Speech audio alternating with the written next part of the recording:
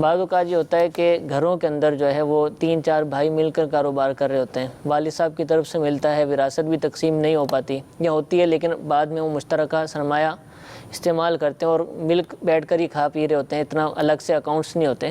تو اب ایسا جو کاروبار چل رہا ہے اس کے اندر تجارت کا مال بھی موجود ہے، ایسے مال کی زکوٰۃ کس کے اوپر لازم ہوگی؟ کون سے بھائی پر لازم ہوگی، سب پر ہوگی، کیا ہوگا اس کے اندر؟ ہم اس کو تھوڑا اور وسیع کر لیتے ہیں۔ ٹھیک ہے۔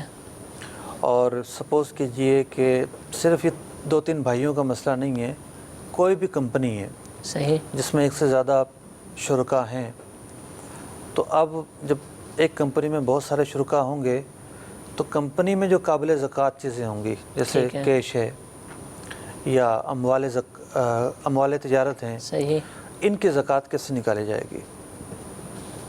دیکھیے اس میں ایک تو یہ ہے کہ جو 2-3 افراد ہیں، ضروری نہیں ہے کہ 2-3 کا نصاب کا سال ایک ہی ہو، ٹھیک ہے، ایک ہی دن آتا ہو، مختلف ہو سکتا ہے۔ صحیح، پھر لاکھوں روپے کے کاروبار کے باوجود ضروری نہیں کہ ہر ایک پر زکوٰۃ فرض ہو، صحیح، قرض بھی ہو سکتا ہے کوئی ایک شریک قرض کے نیچے ڈوبا ہوا ہو۔ ٹھیک ہے، تو ایک تو یہ ہے کہ شرعی جو احکام ہیں وہ احکام کچھ چیزوں کو دیکھ کر نافذ ہوں گے، صحیح، کسی ایک جو ہے وہ فارمولے کے تحت نافذ نہیں ہوں گے، تفصیل دیکھی جائے گی۔ دوسرا یہ ہے کہ لوگ نکالتے ہیں زکوٰۃ اور انہوں نے مطلب کہ ایک دن مقرر کیا ہوا ہے، اگر تو وہ دن احتیاط والا ہے کہ پہلے ہے، نصاب کا سال بعد میں آ رہا ہے، صحیح، نصاب کا دن بعد میں آ رہا ہے اور وہ پہلے نکال لیتے ہیں تو بھی اچھی بات ہے، ٹھیک ہے۔ لیکن اگر وہ تاخیر کرتے ہیں تو اس میں احتیاط کرنی پڑے گی۔ اور یہ وراثت میں جو ملتا ہے اور تقسیم نہیں ہو پاتی، اس میں کیا کیا جائے گا؟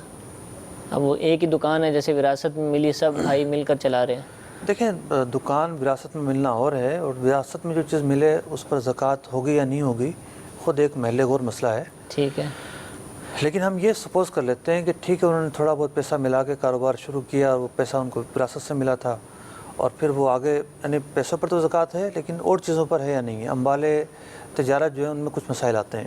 ٹھیک ہے، لیکن اب یہ کام چل پڑا تو جو قابل زکوٰۃ اموال ہیں زکوٰۃ تو اس پر دینی پڑے گی۔ ٹھیک ہے، دے گا کون؟ یہ اس کا تعین پورے واقعے کے ساتھ ہی ہوگا، ہر ایک کی؟ اگر ہر ایک پر فرض ہے تو سب دیں گے، ٹھیک، اپنے اپنے حصے کے مطابق دیں گے، جس کا جتنا شیئر بنتا ہے۔